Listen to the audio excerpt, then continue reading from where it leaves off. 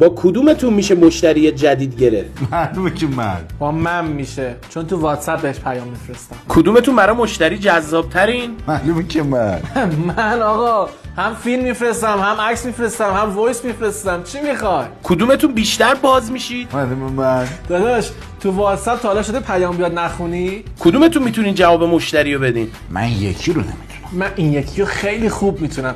هوش مصنوعی دارم، 24 ساعته جواب مشتری رو میدم. کدومتون ارزون تره؟ از من مفترم هست. با اینکه ویدیو و عکس میفرستم بازم قیمتم نصف اینه. کدومتون رو نخونده بلاک میکنن؟ متاسفانه من. این مشتری با کدومتون بیشتر حال میکنه و به خاطر شماست که خرید میکنه؟ من.